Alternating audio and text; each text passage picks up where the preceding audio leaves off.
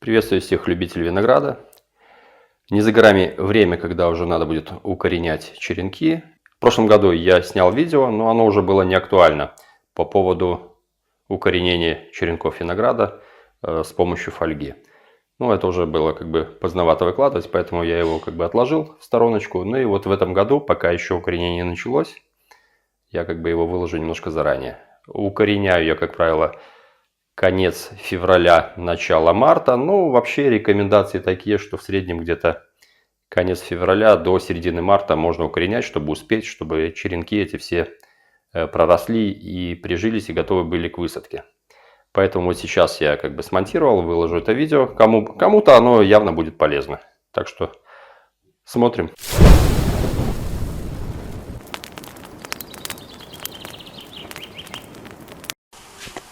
Ну вот у меня на вымочке виноград уже лежит двое суток. Сейчас я порежу на более короткие черенки. И еще на ночь оставлю на вымочку в марганцовке. Вот у меня марганцовка. Сейчас я ее в теплой воде разбавлю, сделаю растворчик такой. Буквально несколько крупинок. Сейчас оно окрасится, будем смотреть. Ну, наверное, мало, потому что мне надо будет литров на 20 воды это размешать, поэтому сделаю понасыщеннее.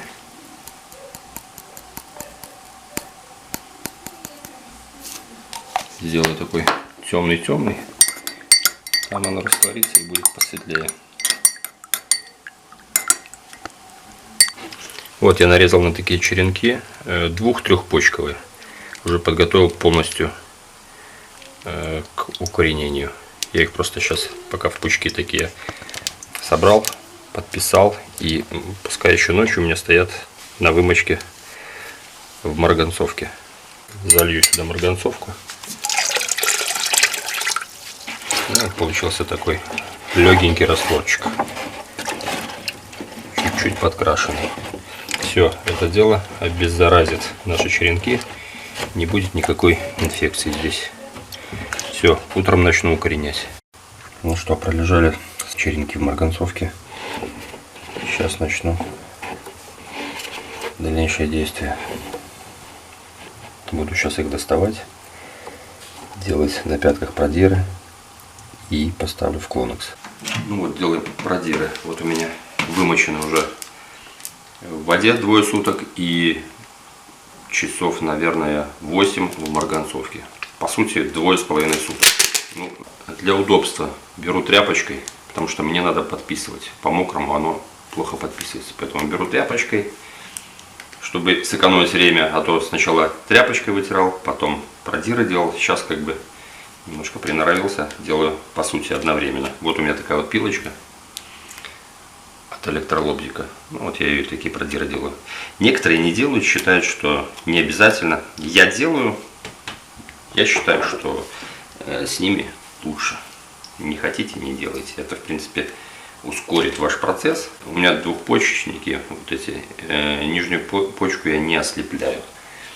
И, в принципе, даже где трехпочечники, в этот раз я их делал мало. В общем, даже где 3 почки оставлял, я тоже уже не ослепляю. Потому что бывает плоховато просыпаются почки. Бывает поврежденные, потому что вот вроде лоза нормальная, а почка черная. Поэтому не будешь же все подряд ковырять. В общем, так и делаю. Получается, одновременно я просушиваю верхнюю часть, нижняя влажная остается с продирами.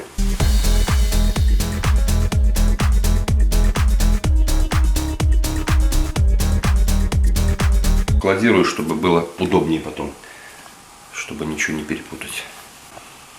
Это у меня уже стоят готовые. Это уже полностью они продранные, подписанные, подвязанные и готовы уже для замочки в клонос-геле. Есть вот такие штуки. Это маркер. Он таким, ну, как краской пишет, но он довольно толстоват. В принципе, он хорошо пишет, он супер. Эрик Краузе — это вообще корректор. У него тоненький стержень, как от шариковой ручки. Вот он меня больше всего устраивает.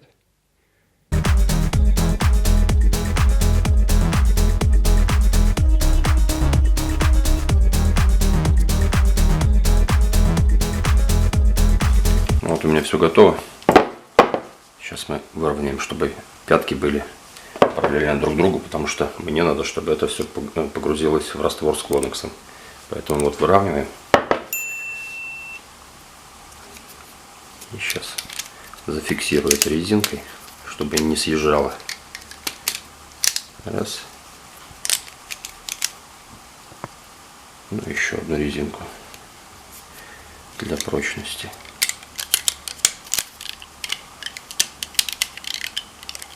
Вот так. Все. Более-менее ровно. Вот теперь все это подготовлено. Сейчас буду готовить раствор. Ну вот взял такую баклажку. Здесь дно такое немножко вдавлено. Мне это не совсем удобно. Я взял зажигалкой и немного выровнял, чтобы оно было горизонтально, чтобы черенки равномерно пропитывались. Ну и обрезал верхушку. Вот в этом я буду настаивать 2 часа в клонекс геле. Пропорция 1 к 100. Ну вот у меня клонекс. Тут осталось 7,5 мл, я пометил. Это прошлогодний. Это мы покупали в складчину. Вот сейчас я сделаю на пол-литра 5 мл клонекса и пол-литра воды. Так, смотрим. Да, 5 мл высосал. Понеслась. Займемся химией.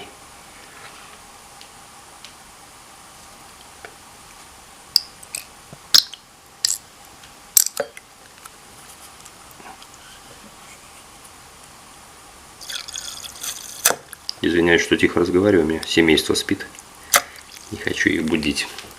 Так, и вон у меня есть черенок бракованный. Вот сейчас им буду размешивать до однородной массы. В воскресенье все хотят выспаться, одному мне только не спится, как всегда. Все, сейчас растворяем и залью в баклажку. Ну все, вот баклажку я подпаял, она устойчивая стала. Сейчас мы клонекс сюда зальем.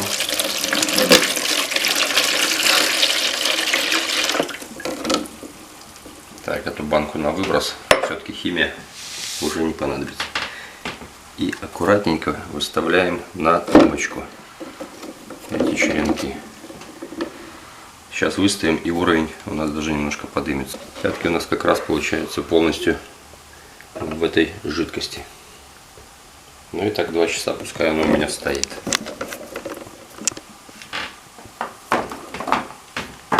Даже если все не влезет, я могу в 2 этапа спокойно сделать, без всяких заморочек. Часть сейчас вымочу, часть потом еще вымочу. Все пятки полностью в клонексе. Сейчас засеку время, 2 часа, и потом достану и буду кельчевать. Кельчеватор ставить. Вот берем кокосовый субстрат. Вот рецепт, как его готовить. Можете на паузу нажать. Короче, раз. И второй целый кину. Гулять так гулять.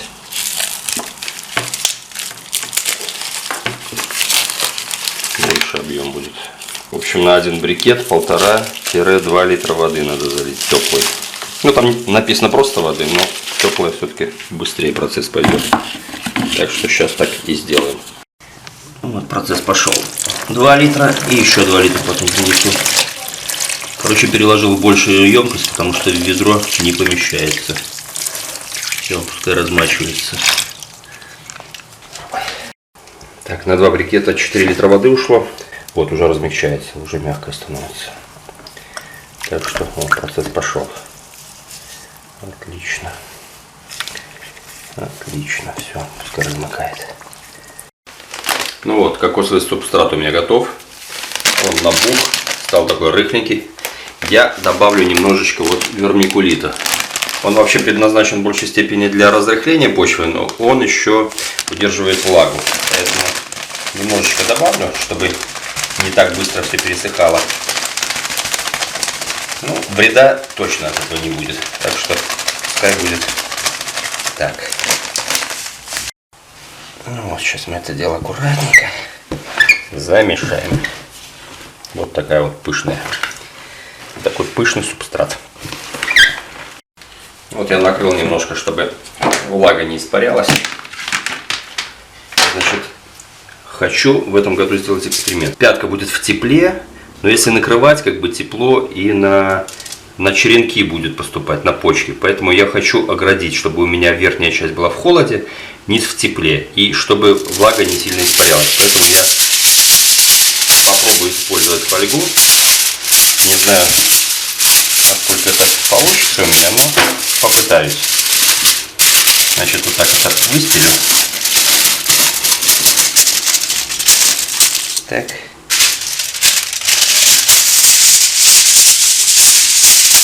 И так.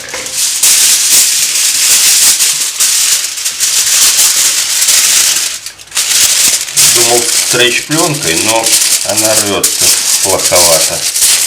Здесь, наверное, будет попроще. Хотя, я думаю, можно было попробовать и со стрейч-пленкой. Значит, вот черенки мои, которые уже в клоноксе постояли.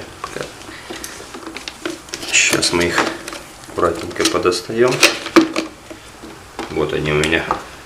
Пятки в клоноксе побывали.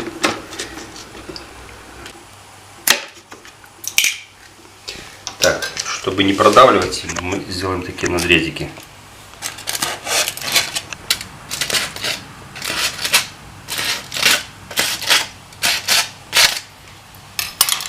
Сейчас попробуем. Это эксперимент, повторюсь. Никогда так не делал. Опа, отлично, пошло. Есть.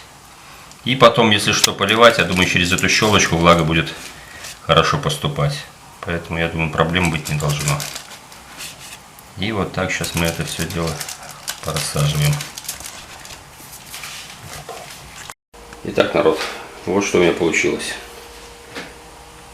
Все я уткнул вот в этот субстрат. Как всегда над батареей я с кельчеватором никогда не заморачивался. Вот здесь у меня будет температура в районе 22 градусов. Это я буду контролировать. Есть у меня, в общем, термометр. Поварской, скажем так. Вот им буду вымерять. Я не вижу смысла делать кельчеватор. Я не делаю много саженцев.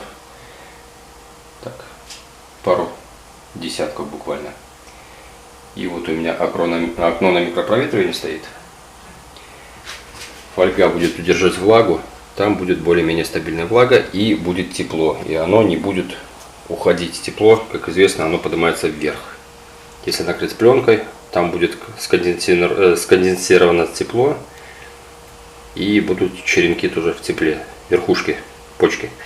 Мне надо, чтобы они были в холоде. Вот здесь будет холод, там тепло. И тепло не будет улетучиваться благодаря фольге. Это мой эксперимент. Я думаю, все должно получиться. Поэтому через неделю я проверю, насколько влажный субстрат остался, помогла ли фольга. И по идее корни должны быть через 2 недели. Если Клонокс все еще работает, потому что этому Клоноксу 2 года. Я его купил в прошлом году, распечатал. Некоторые говорят, что он на 2-й год уже не работает, если он был распечатан. Вот и проверим. А единственное, вот, кстати, буду увлажнять немножечко, пока они не распустились, почечки. Вот буду держать их влажными, пока не распустились. И они будут в холоде. Укоренение можно проводить с помощью меда, Клонокс гелем, гидроксинами, чем угодно. Поэтому я тут на этом останавливаться не буду. Тут способ выбирайте сами, у кого, кто на что гораст, кому что больше нравится. Есть еще вариант укоренения на ивовой воде. Вот, кстати, я в этом году хочу даже попробовать этот способ. Вроде должен тоже неплохо быть. Потому что, Клонокс, он, во-первых, дорогой, во-вторых, его не особо достанешь. Поэтому смотрите сами. Какой результат у нас получился, я уже покажу это в следующей серии. Так что, кто не подписан, подписывайтесь на канал и нажимайте колокольчик, чтобы пришло уведомление о новом видео. Все, всем удачи, пока.